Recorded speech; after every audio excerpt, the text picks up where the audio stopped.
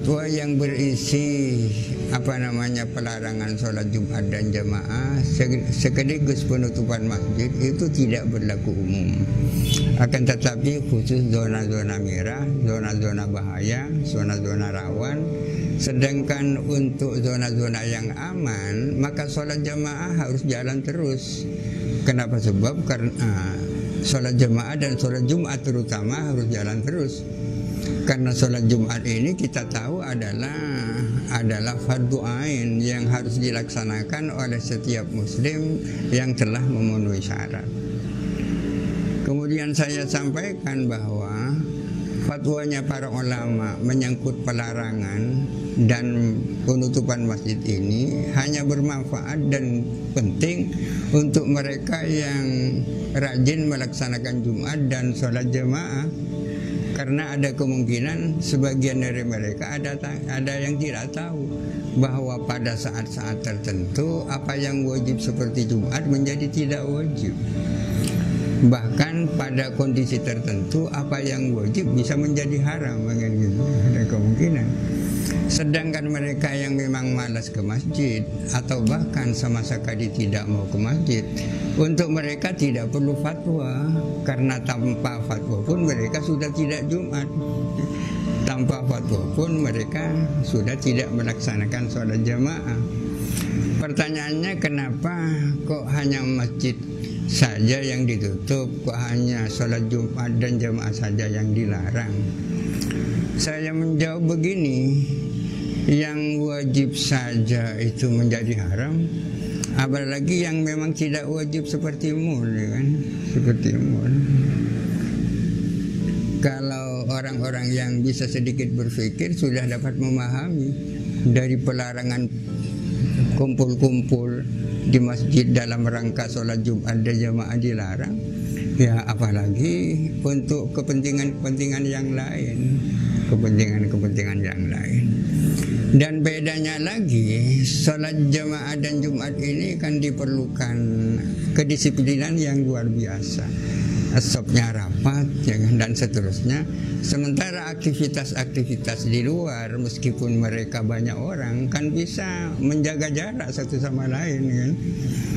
Untuk menghindarkan penularan bisa kalau di luar. Tapi kalau sholat Jumat dan jamaah sulit, kecuali kalau asopnya dibuat renggang sebagaimana yang kadang dilakukan orang.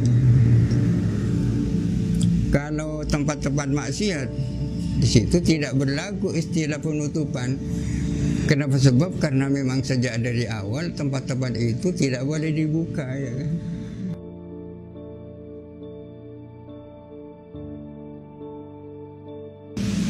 Islam itu tidak hanya memiliki ajaran tawakal, akan tetapi Islam juga memiliki ajaran mawas diri dan ajaran waspada, ya.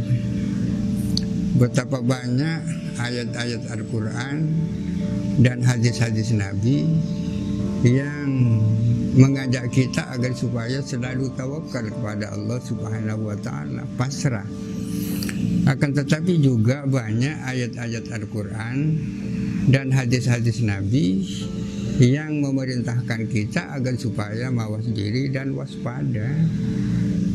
Salah satu contohnya Allah Ta'ala berfirman, "Qul la yusibana illa ma kataballahu lana huwa maulana wa 'alallahi falyatawakkalul mu'minun." Katakanlah bahwa tidak ada musibah apapun yang akan menimpa kita kecuali apa yang sudah ditakdirkan. Oleh karena itu, marilah kaum mukminin bertawakal kepada Allah Subhanahu wa Ta'ala. Ini kan ajaran tawakal, kan? Ayat lain mengatakan, "Aina ma takunu yudrikumul mautu walau kuntum fi burujin musyayyadah." Di mana saja kamu berada akan terkejar oleh maut, kematian, walaupun kamu berada di benteng-benteng yang kokoh dan kuat. Allah Ta'ala juga berfirman, "Qul la yanfa'akumul firaru in farartum minal mauti awil qatli." Kalau kamu mau lari dari kematian dan pembunuhan, maka larimu itu juga akan bermanfaat bagimu kalau memang sudah ditakdirkan mati. Ini ajaran takdir namanya. Akan tetapi juga banyak ayat dan hadis yang memerintahkan kita agar supaya kita ini waspada dan mawas diri. Misalnya firman Allah Ta'ala, wala tulqu biaidikum ilat tahlukah. Ayat ini mengandung arti begini, janganlah kalian melakukan hal-hal yang menyebabkan kamu celaka. Sebaliknya jangan kamu meninggalkan hal-hal yang menyebabkan kamu celaka. Ini kan ajaran mawas diri namanya. Rasulullah Shallallahu Alaihi Wasallam bersabda, "Firro milal majdumi, firro kamilal asad." Hendaklah kamu lari, maksudnya menghindar dari orang yang terjangkit penyakit kusta. Sama halnya kamu harus lari dari singa. Dekat-dekat dengan orang yang mengidap penyakit kusta sama dengan orang yang dekat dengan singa, artinya dalam kondisi bahaya. Ini kan harus mawas diri nyaman. Ini artinya bahwa ajaran tawakal dan ajaran waspada harus berjalan seiring. Dalam waktu yang sama kita tawakal, dan dalam waktu yang sama pula kita harus mawas diri dan harus waspada. Artinya tidak ada pertentangan antara ajaran tawakal dan ajaran waspada dan mawas diri. Harus sama-sama dilakukan.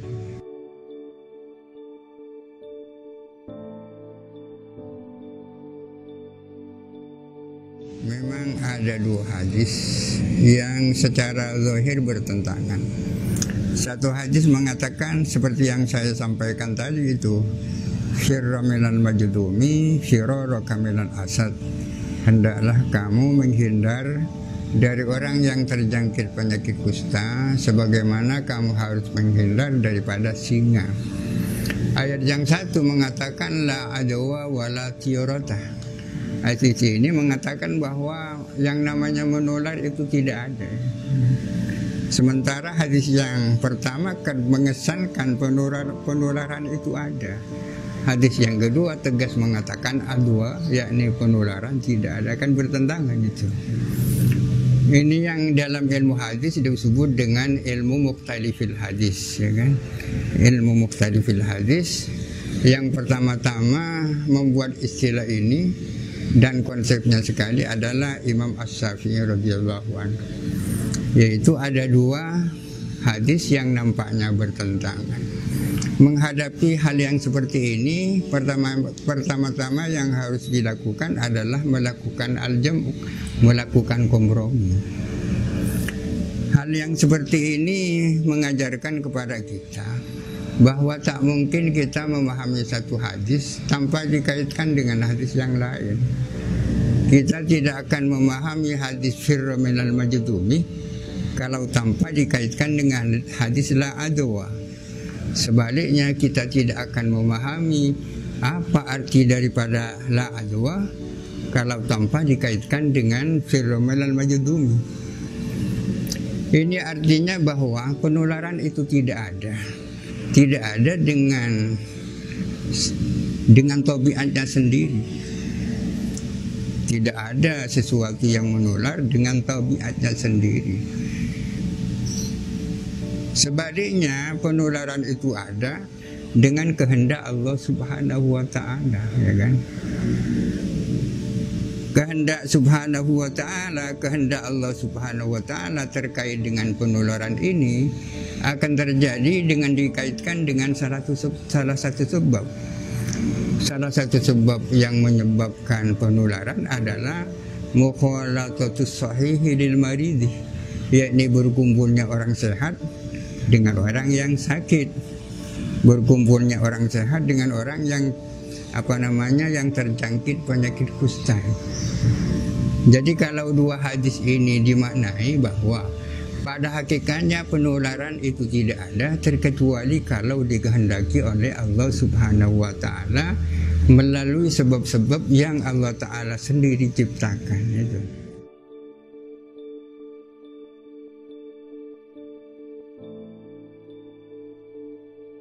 Sholatul khauf atau sholat dalam suasana perang, termasuk di dalamnya adalah sholat jamaah, sesungguhnya melihat tata caranya itu merupakan perpaduan antara ajaran tawakal dari satu sisi dan ajaran mawas diri dan waspada di sisi yang lain. Kita tahu bahwa jamaah dalam suasana perang itu tidak sepenuhnya mereka sholat bersama-sama, ya. Tidak sepenuhnya mereka sholat bersama-sama. Karena begini, kalau dikatakan bahwa musuh sedang berada di jihad kiblat, maka jamaah yang ada dalam suasana perang itu dibagi menjadi dua sof. Katakanlah sof pertama dan sof yang kedua. Mereka tidak sujud bersama-sama. Ketika sof yang pertama itu sujud, maka sof yang kedua tetap berdiri menjaga-jaga musuh, ya kan? Jaga-jaga musuh. Baru ketika sof yang pertama itu bangun, maka sof yang kedua itu baru sujud, dan begitu seterusnya. Pada saat ketika musuh itu tidak berada di arah kiblat, maka jamaah yang tak lain adalah para tentara itu dibagi dua kelompok, gantian sholat. Ini dari satu sisi adalah ajaran tawakal. Dalam suasana perang pun masih dianjurkan untuk sholat jamaah. Tapi di sisi yang lain, di situ ada ajaran mawas diri. Buktinya ya tetap ada praktek sholat seperti itu, gantian itu kan, gantian. Di dalam Al-Quran dikatakan waliyukhudhu hidrahum, hendaklah mereka itu mawas diri dan waspada. Ini kan dalam rangka kehati-hatian dan waspada. Tetapi menghadapi corona ini kan tak bisa dibagi, ya. Tak bisa dibagi karena kita tidak tahu corona sekarang sedang ada di mana. Tidak bisa dibagi-bagi. Jemaah itu seperti jemaah dalam suasana perang, kata mungkin. Oleh karena itu tidak ada jalan lain kecuali ya dilarang itu. Seandainya kita tahu bahwa yang sedang mengidap corona itu si A, ya, barangkali si A dikeluarkan saja dari masjid, atau coronanya berada di selatan, ya. Walhasil ya tak mungkin kita melakukan antisipasi sebagaimana kita melihat musuh yang kasat mata, yaitu manusia itu.